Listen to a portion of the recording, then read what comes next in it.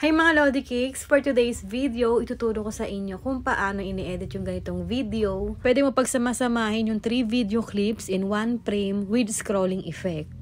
So sa CapCut tayo mag-edit, open CapCut, and then new project. And then next, pumili lang kayo dito ng 3 video clips na i-collage ninyo.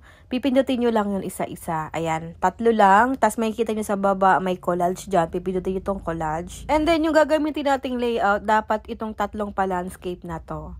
Tapos, kapag nakapili na kayo ng layout, ratio naman, ang pipiliin nyo sa ratio ay 9:16. Tapos, magiging ganito siya. And then, pipinutin nyo na itong check sa taas. At pwede nyo rin pong i-edit yung video clips dito. Kung ano yung gusto nyo i-edit, kailangan nyo munang pindutin yun para ma-highlight. Saka nyo po i-edit. Tapos, pwede nyo pong palitan kung nagbago isip ninyo, gusto nyo palitan yung video clip, pinutin nyo itong replace.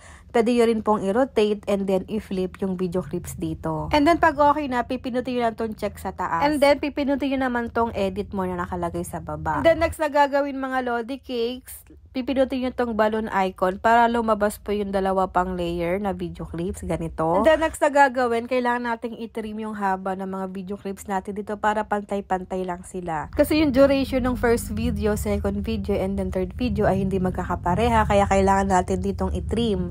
So dito sa first layer, pipinutin muna natin, saka natin siya pipinutin ang split. Kailangan ma-highlight muna yung first layer, tas may split sa baba, and then second layer split, and then third layer split din. Saka natin i-delete isa-isa.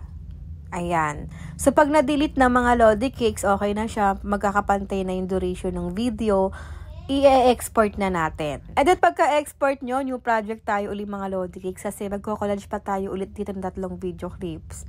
Pili na lang kayo ulit lang gusto nyo ulit i-collage. Ayan, 3 lang ulit yung pipiliin ninyo. Then, pag nakapili na kayo, pinutin nyo ulit itong collage sa baba. Tapos, same lang din ulit sa una kung ano yung ginawa natin. Ganun lang ulit yung gagawin ninyo. Basta yung layout niya, naka-landscape, tapos yung ratio niya, 9:16. Kung naka-portrait or nakapatayo yung i-collage yung video, pwede nyo pong i-resize yan. Ayan, o, pwede nyo i-adjust kung aling part ng video nyo yung gusto nyo ipakita. Ayan o. Pwede nyo rin pong i-zoom in or i-zoom out. Basta kayo na bahalang mag-adjust kapag naka-portrait po yung video clips ninyo, and then edit more na tayo ulit. Then, pinutin nyo ulit itong balloon icon para lumabas po yung second layer and then third layer.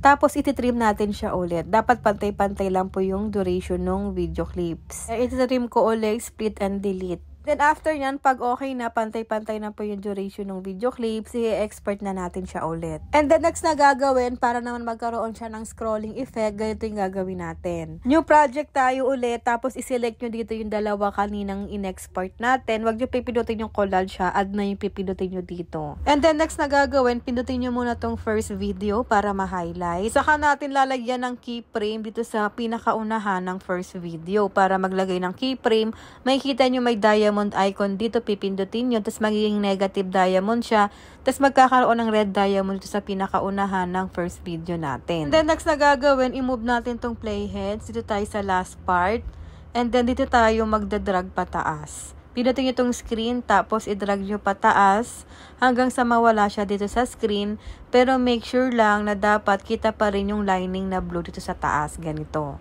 And then next na gagawin, pinutin nyo itong second video, saka natin siya i-overlay dito sa baba, makikita nyo may overlay dyan, tapos mapupunta siya dito sa ilalim pag na-overlay na natin. And then i-drag natin siya doon sa pinakaunahan ng video para pumantay siya sa first layer. So itong second layer, pipindutin ninyo para ma-highlight, tapos mag-add ulit tayo ng keyframe, kaya pindutin nyo itong diamond. Tapos pag nakita mong meron ng red diamond sa pinakaunahan dito sa second layer, ang gagawin mo, pinutin mo itong screen, i-drag mo siya pababa. Ganito. Hanggang sa mawala siya dito sa screen, pero wag nyo isaga, dapat kita pa rin yung blue lining. Ganyan. And then next, move natin tong playheads. Tapos, dito tayo sa part na makikita nyo yung black screen kasi nandito yung red diamond ng first layer eh. Saka nyo idadrag pataas hanggang sa pumantay siya doon, matakpan yung black screen.